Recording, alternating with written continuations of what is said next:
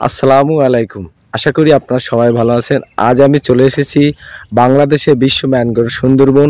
আর এই সুন্দরবন কোল ঘেঁষে অবস্থিত একটি সুন্দরবন। আর এই সুন্দরবন বিশ্বের ঐতিহ্যবাহী বন ম্যানগ্রোভ সুন্দরবন।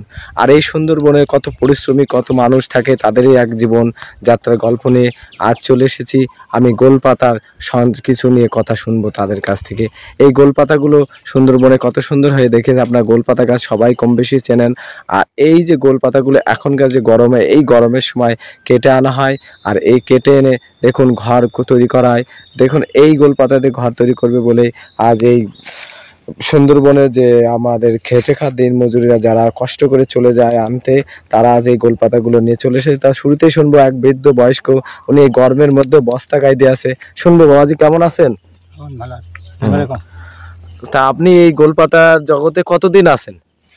এই গোলপাতা জগতে অষ্টাশি ঝড়ের আগেতে আসি। তো এই গোলপাতাগুলো দিয়ে কি তৈরি করা হয়? গোলপাতা দিয়ে ঘর ছাতি হয়। সেই কি গরমের সময় কি গরমের সময় এই বিষয়টা যদি বলতেন তাহলে। এই গরমের সময় এই গোলপাতার ঘরে থাকলে কোনো ফ্যান লাগবে না। জি। আর বিল্ডিং এ একতলা বিল্ডিং এ ফ্যান লাগবে, আচ্ছা। তাও গরম কাটবে না। আচ্ছা, তাহলে মুরব্বীর কথা শুনে আরো দেখেন এখানে অনেকে বসে আছে ওনাদের মতনই। আর সুন্দর দেখেন পরিশ্রমী মানুষ, তারপরেও তারা সুখী।